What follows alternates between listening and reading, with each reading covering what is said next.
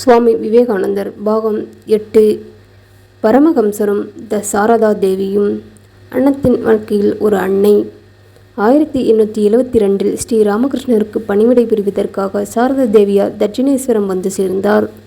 கோவிலில் ஒரு பகுதியாக முரசு வைக்கும் அறையில் தங்கி ஸ்ரீ ராமகிருஷ்ணருக்கும் சந்திரமணி தேவியாருக்கும் அவர் பணிவிடை புரிந்து வந்தார்.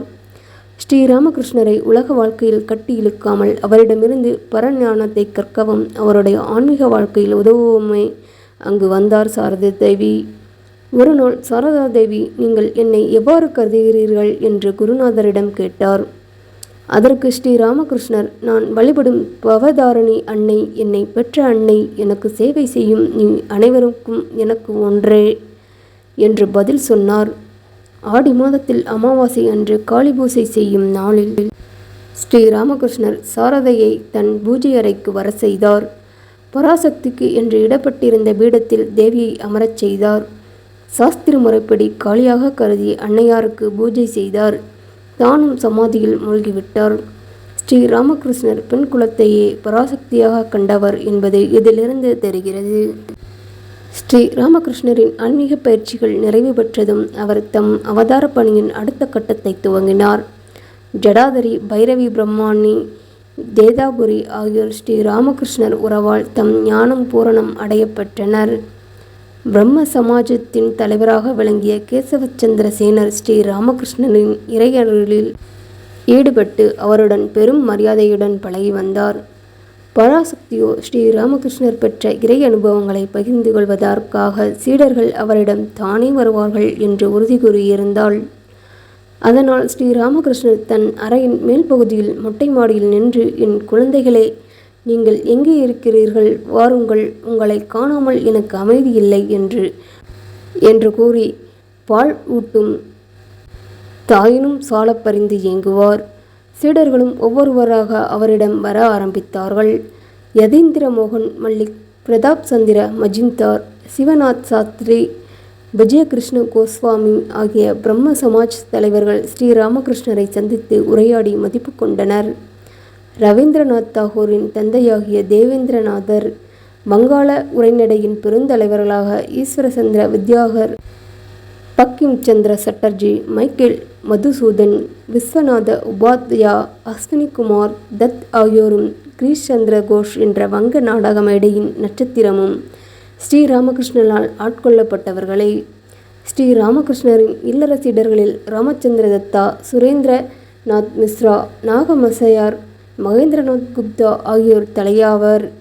மகேந்திரநாத் குப்தா தான் 1881 முதல் 1886 வரை ஸ்ரீ ராமகிருஷ்ணருடன் தங்கியிருந்து அவருடைய திருவாக்கிலிருந்து உதிர்ந்த ஒவ்வொரு சொல்லையும் குறித்து வைத்து கொண்டு ஸ்ரீ ராமகிருஷ்ணரின் அமுதமொழிகள் என்ற பொக்கிஷத்தை நமக்கு வழங்கியவர். உலகின் ஆன்மீக இலக்கியங்களில் மிகச்சிறந்ததாக திகழும் இந்த நூலை நமக்கு தந்தவர் மகேந்திரநாத் குப்தா. அவர் என்று அழைக்கப்படுபவர். ஸ்ரீ ராமகிருஷ்ணரின் துறவற சீடர்களே அவர் உலகுக்கு விட்டு சென்ற தலையாய பரிசு என போற்றப்படுபவர்கள்.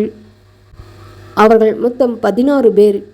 சுவாமி விவேகானந்தர், சுவாமி பிரம்மானந்தர், சுவாமி பிரேமானந்தர், சுவாமி யோகானந்தர், சுவாமி நிரஞ்சனாந்தர், சுவாமி துரியோனாந்தர், சுவாமி சிவனாந்தர், சுவாமி ராமகிருஷ்ணனாந்தர், சுவாமி அபேதானந்தர், சுவாமி திரிகுணாதீதானந்தர், சுவாமி அத்வைதானந்தர், சுவாமி அகண்டநாதந்தர், சுவாமி சாரதானந்தர், சுவாமி அத்புதானந்தர், சுவாமி சுவேதானந்தர், சுவாமி விஞ்ஞானந்தர் ஆகியோர் ஆவார்.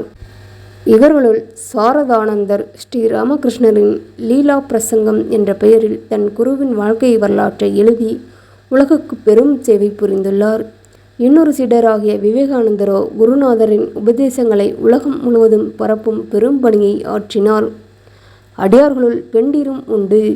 அன்னை சாரதியை தவிரவும் கல்வி அறிவுமிக்க கௌரிமா, ஞானியாகிய யோகின்மா, துணிச்சல் மிகுந்தவராகிய கோலம்மா, தாய்மை பண்புமிக்க அகோரமணி ஆகியோர் முக்கியமானவர்.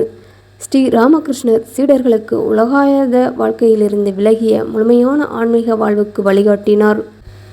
கசடர கற்ற ஞானிகளாக்கினார். அவர்களைத் தவிர ஆயிரக்கணக்கான பக்தர்களும் வந்து அப்பெருமகனாரின் திருவாய் மொழிகளை செவி மடுத்து செல்வதுண்டு. குழந்தையைப் போன்ற சுபாவம், எளிய கிராமிய வங்காள மொழி, உள்ளும் புறமும் ஒன்றாகிய ஆன்மீக வாழ்க்கை, ஏராளமான குட்டிக் கதைகள், வாழ்க்கையை கூர்ந்து கவனித்து இவர் கூறும் கருத்துக்கள் இவையெல்லாம் ஸ்ரீ ராமகிருஷ்ணரை தலைசிறந்த ஆன்மீக குருநாதராக காட்டின. மகா ஞானிகளுக்கே உரித்தான வாக்கில் சத்தியம், கருணை புரியும் பேரன்பு இவை ஸ்ரீராமகிருஷ்ணரின் சமகாலத்தவரிடையே அவருக்கு பெரும் மதிப்பை பெற்றுத்தந்தன. ஆனாலும் தன்னை தேடி சீடர்கள் வருவார்கள், தன் ஞானத்தை எல்லாம் எடுத்துச் சென்று உலகுக்கு வழங்குவார்கள் என்று பராசக்தி ஸ்ரீ ராமகிருஷ்ணருக்கு உறுதி கூறியது அவர் நெஞ்சில் நெருடிச்சு.